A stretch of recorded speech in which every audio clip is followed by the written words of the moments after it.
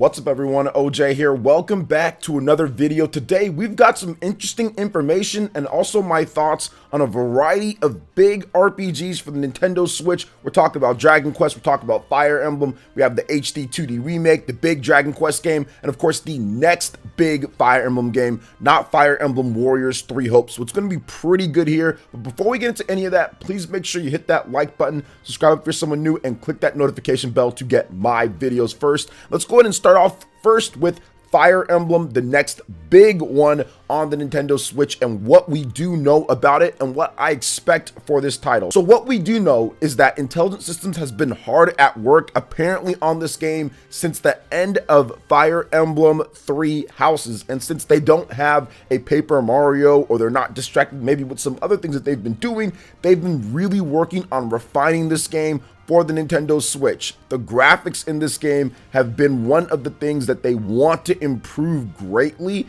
and that the game should look a lot better than what Fire Emblem 3 Houses did. Now, I remember that they talked about how they want to have beautiful graphics in Fire Emblem 3 Houses, and while they were kind of right with that, with some of the models and some of the stuff in the game, it obviously left a lot to be desired. So I think that with this one here, made specifically for the Nintendo Switch, with them really working on the system now for multiple years, I think that they're going to get the best out of what they do. And on top of that, they're probably going to have more people actually working from Intelligent Systems on this game. Whereas with Fire Emblem 3 Houses, they had a lot of Koei Tecmo helping out with the game because they were just doing a lot of different things, kind of being pulled in different areas. So I do feel that Fire Emblem, the next big Nintendo Switch game, is going to look a lot better and get a lot of decent graphics enhancements. Now, next up is gameplay innovations. This is something that I know that the Fire Emblem team, that Nintendo, Intelligent Systems, they all want to make the game feel fresh, especially after playing games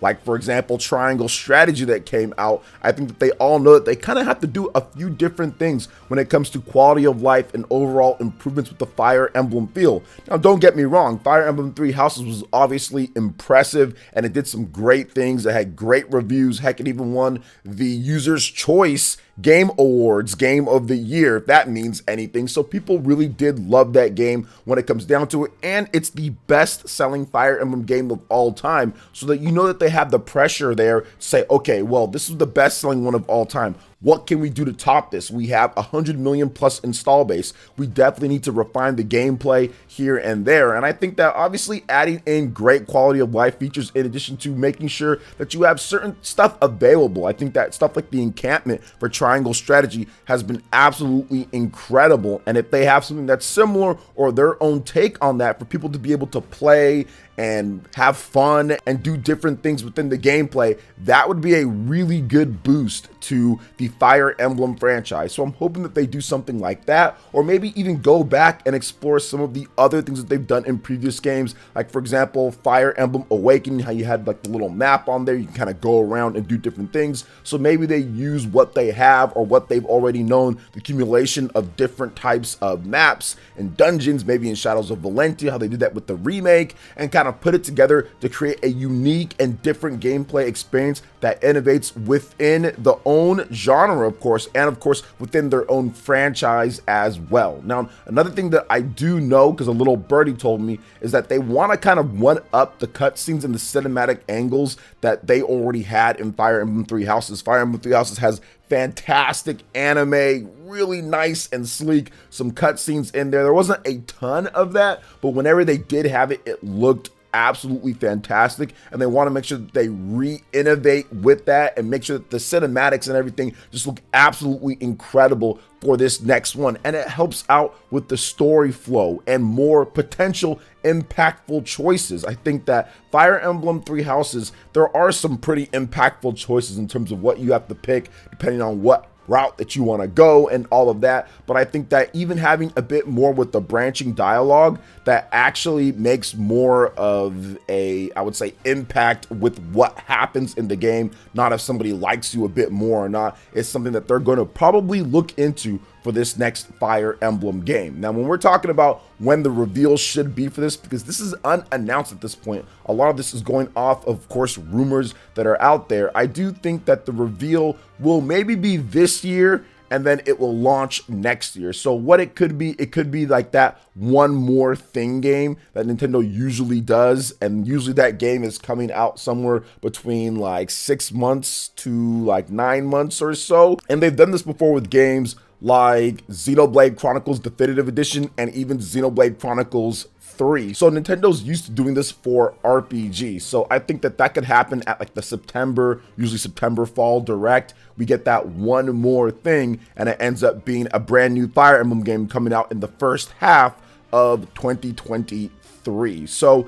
this year is already packed with Nintendo Switch console exclusive RPGs. We're getting Xenoblade Chronicles 3. We already got Triangle Strategy. There's a number of great RPGs that are coming out or already out on the system. So I don't feel that Fire Emblem Switch, the next one, is going to be a game that comes out in 2022. I think it's going to be announced this year, then come out the following year. And of course, we have Fire Emblem Warriors 3 Hopes that's already coming out this year to help out with the Fire Emblem franchise, because Nintendo is very keen on making sure that people are always talking about Fire Emblem, because they do feel that Fire Emblem can be built up into the next 4, 5, maybe 6 million unit seller within the next 10 years or so. And I think that it's very possible now that they have the install base to actually get that done, because before they never really had it with some of the older games because the series just wasn't as popular then, but now they actually have that with the Nintendo Switch with Fire Emblem 3 Houses. I think that they can take that next step with this next game, but it's going to take some planning, some work,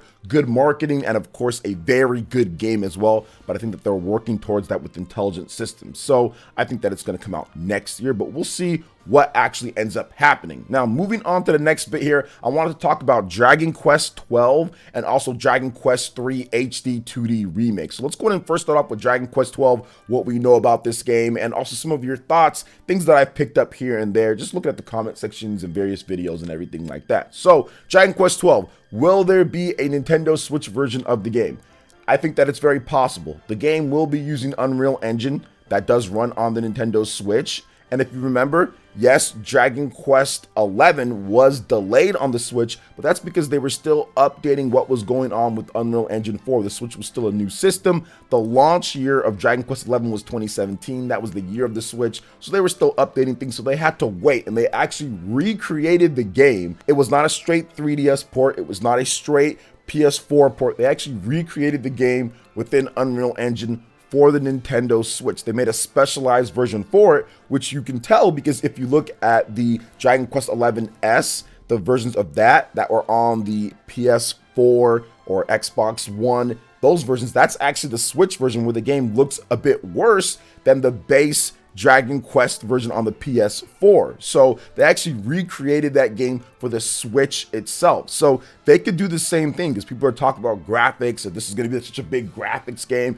it's not going to run on Switch. Well, if they want to get sales, obviously Dragon Quest is big in Japan. The Nintendo Switch has 24 million plus consoles in Japan. It's hard to get games on PS5 and Xbox Series just because there's not enough systems in Japan as well, and I think that that's still going to continue by the time this game comes out. I don't think the chip shortage or the problems getting the system are going to slow down anytime soon just because of the dire issues and problems that are still going on around the world. So I do feel that there will be a specialized Nintendo Switch version of Dragon Quest 12. So that's just my opinion, but we have to wait and see on that one. Now, another thing that I do want to talk about here is that they do want to make the game more appealing to the Western audience, but they haven't really stated exactly how they're going to do that. Now, they've talked briefly about the combat, but it was a little bit murky. It was clouded. It wasn't exactly what they're going to do with the combat. But here's what I think that their thought process is. It's like, hey, we want to make sure that we can appeal to the West, so we can sell millions of copies in the West, just like we did with Dragon Quest 11,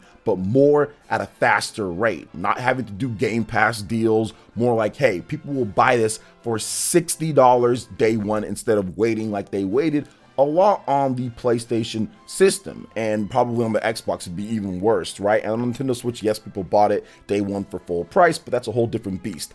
Obviously, they want to make sure that it appeals more to the PlayStation base, to where they go out there and spend $60 on it, because it did really well. It did well on the PS4 when it first launched. But here's the thing. They want to make sure that they don't lose the Japanese support as well, so you can't change up the game too much. You can't make it to the point to where it's not Dragon Quest. Dragon Quest fans in Japan love their turn-based RPGs. Here in the West, people aren't as high on that. So what do you do when you have a franchise where you want to grow it in the West, because there's just more people with the systems out there, but then you don't want to lose the base where you came from? Well, you probably move to an active time battle system to where you can still move around a bit and you can still get a little bit of that action feel, but then you still have that turn-based feel because it's ATB. Now, what I think that they're going to do is they're going to make it to where you can kind of move around, you can pause the game and input commands, and then you also have an ATB bar, so active time battle, to where that fills up, and then you can do other actual regular attacks or use items, and you can switch characters on the fly.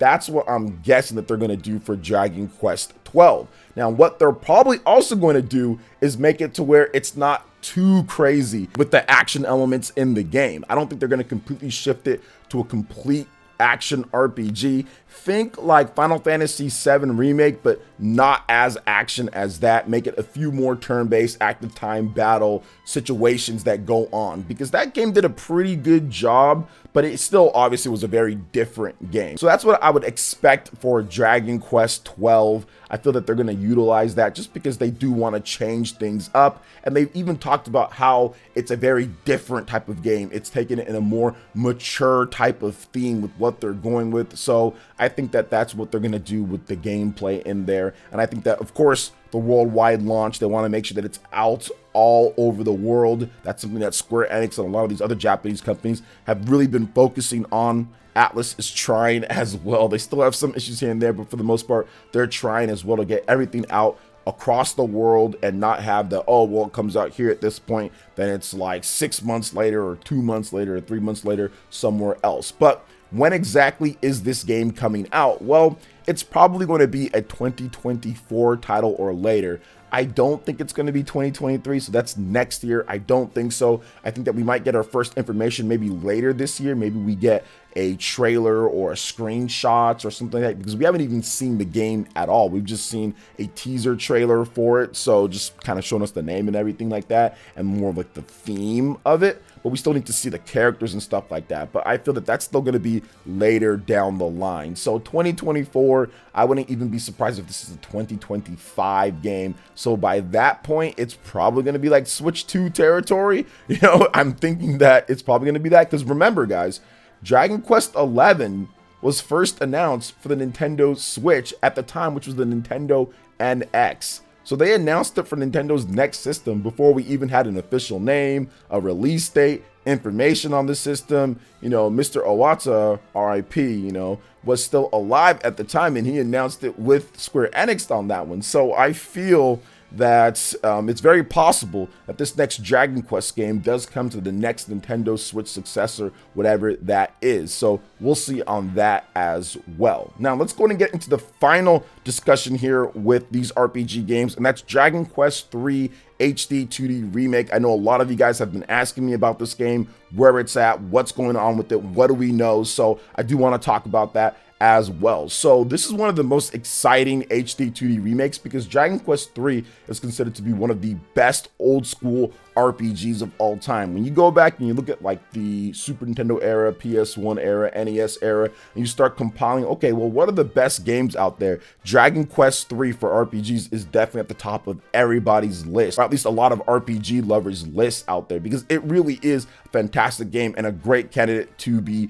a HD 2D game. So that's exciting. Now remember, guys, HD 2D games aren't anything that's drastically different than what Square Enix has been doing outside of, hey, it's this style, it's for these type of people that like this type of game. It's Unreal Engine 4, okay? It's Unreal Engine 4 using the same engine as Final Fantasy VII Remake, but obviously the budget isn't all there. They're not doing all the 3D modeling and all the other things, but this is an Unreal Engine 4 game, and that the game development of this, when it comes to a remake, sometimes, I wouldn't say all the time, but sometimes it might be a bit more difficult, because you don't want to change everything up in terms of what made the original great, but then you also want to make sure that you add in enough things to where it's different as well, and you kind of like tote that line where you want to go with this type of remake, especially when you have a historically great game like Dragon Quest 3. So I'm expecting them to really take their time with this, really make sure that they're doing the best that they can with it.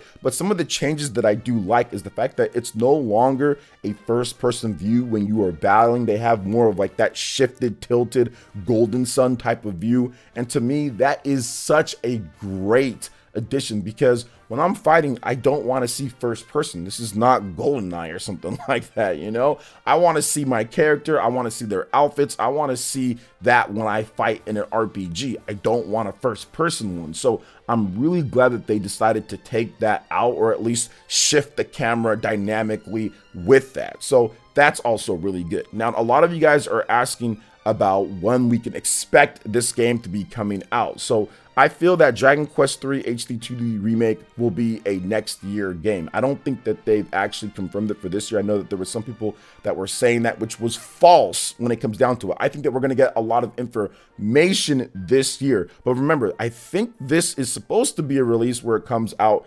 worldwide, or I know that they want to make sure that the release is very close to each other. I have to double check on that one. So I'm guessing that we get information this year and then it drops early next year for Dragon Quest 3 HD-2D Remake. However, I wouldn't be too surprised if they somehow got it out this year, because I don't think there's going to be obviously a major Dragon Quest game. Obviously there isn't going to be that, but I'm not sure what else Square Enix has for this year. Now, they do have the Forspoken game that's coming out, which got delayed, but I feel that Dragon Quest 3 HD-2D Remake, if they can get it out this year, that would be great, but there's no confirmation at this point. So I'm gonna go ahead and go, we get information this year, and it's possible that it launches this year, but maybe it's an early next year game as well, because I think that they announced it fairly early they announced it, just because they were so excited to talk about Dragon Quest and everything. So those are my thoughts on some of the big games out there, the big RPGs with the Nintendo Switch, some of the first party stuff, some of the third party things, and what we could be seeing. What do you guys think about this? Let me know your thoughts in the comment section below. All right, guys, that wraps it up for this video here. Thank you so much for watching. I do appreciate it. Please make sure you hit that like button, subscribe if you're someone new, click that notification bell, and we will see you for the next video. Peace.